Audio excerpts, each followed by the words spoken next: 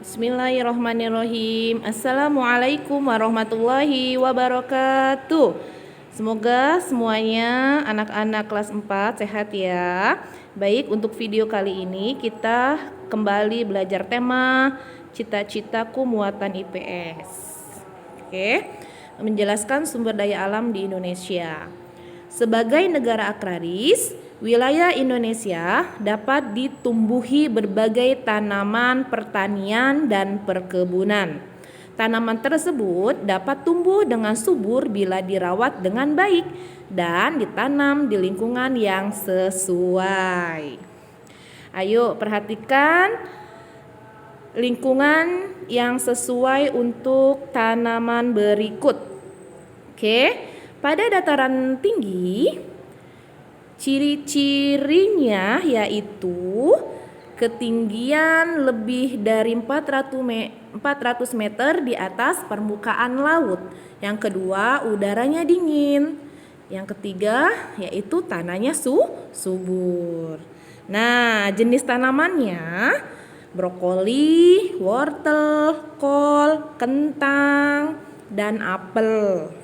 Selanjutnya, daerah pegunungan. Ciri-cirinya. Yang pertama, ketinggian lebih dari 500 meter di atas permukaan laut. Yang kedua, udaranya dingin.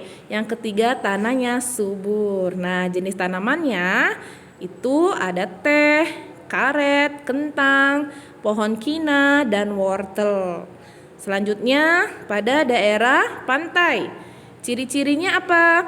Yang pertama, ketinggian 0 meter di atas permukaan laut. Udaranya panas ya. Tanahnya kurang subur dan berupa pasir. Jenis tanamannya pohon kelapa, tanaman bakau, pandan pantai, sukun, dan cemara laut. Selanjutnya pada dataran rendah.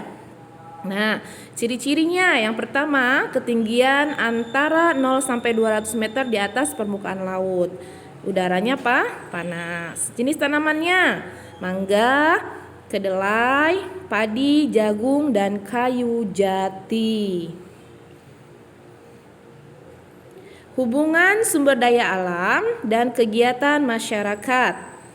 Pada lingkungan pegunungan, potensi sumber daya alamnya teh, karet, kentang, dan wortel. Sedangkan mata pencaharian masyarakat yang berada di lingkungan pegunungan yaitu petani perkebunan, petani sayur, peternak, pedagang. Selanjutnya, lingkungan dataran tinggi. Potensi sumber daya alamnya brokoli, wortel, kol, apel, kentang. Sedangkan mata pencaharian masyarakatnya petani perkebunan, petani sayur, peternak, dan pedagang. Ya, selanjutnya yaitu lingkungan dataran rendah. Potensi sumber daya alamnya padi, jagung, mangga, kayu jati, dan kedelai. Nah, mata pencariannya itu ada petani, peternak, pedagang, dan karyawan atau buruh. Pada lingkungan pantai, potensi sumber daya alamnya ikan, kerang, rumput laut, garam, terumbu karang, kelapa, dan tanaman bakau. Mata pencaharian masyarakatnya nelayan, pedagang ikan, petani garam, dan kelapa, dan pengrajin ya.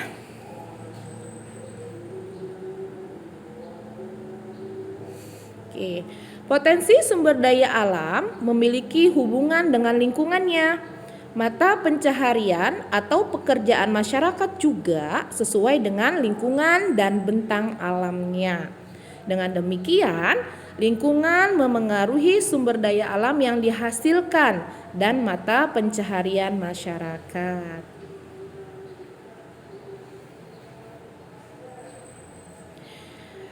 Menjelaskan sumber daya alam. Sumber daya alam disingkat dengan SDA ya, yang dapat diperbaharui. Berdasarkan ketersediaannya di alam, sumber daya alam dikelompokkan menjadi dua, yaitu sumber daya alam yang dapat diperbarui dan sumber daya alam tidak dapat diperbarui. Apa ya sumber daya alam yang dapat diperbarui? Apa? Ayo, ada yang bisa? Ya, sumber daya alam yang dapat diperbarui adalah sumber daya yang tidak akan habis walaupun digunakan terus-menerus. Contohnya apa, Nak? Air, tanah, udara, hewan, serta tumbuhan. Nah, sumber daya alam tersebut dimanfaatkan untuk apa? Untuk memenuhi kebutuhan hidup manusia. Misalnya, pemanfaatan hewan untuk diambil dagingnya, telur, susu, maupun yang lainnya.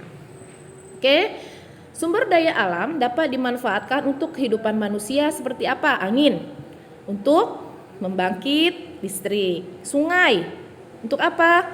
Budidaya ikan dan udang, jagung sebagai sumber bahan makanan, ya. Tanah liat untuk membuat gerabah. Oke, sekarang menjelaskan sumber daya alam yang tidak dapat diperbarui. Apa ya sumber daya alam yang tidak dapat diperbarui? Sumber daya alam yang tidak dapat diperbarui merupakan sumber daya alam yang dapat habis ya jika digunakan secara terus-menerus ya. Jadi kalau kita pakai terus-menerus dia akan habis ya. Contohnya apa, Nak? Barang-barang tambang seperti batu bara, timah, boksit, minyak bumi dan nikel. Nah, pemanfaatan sumber daya alam yang tidak dapat diperbarui dilakukan melalui kegiatan penambangan, ya. Kegiatan penambangan biasanya dilakukan di daerah perbukitan, sungai, dan lepas pantai. Tujuan pemanfaatan sumber daya alam yang tidak dapat diperbarui adalah untuk memenuhi beragam kebutuhan masyarakat. Oke, ayo perhatikan tabel berikut ya. Minyak bumi. Pemanfaatan minyak bumi yaitu sebagai aftur untuk bahan bakar pesawat terbang, ya. Bensin untuk bahan bakar kendaraan bermotor dan parafin untuk bahan pembuat lilin. Selanjutnya, pemanfaatan biji besi yaitu untuk apa? Bahan pembuatan peralatan rumah tangga. Selanjutnya pemanfaatan boksit.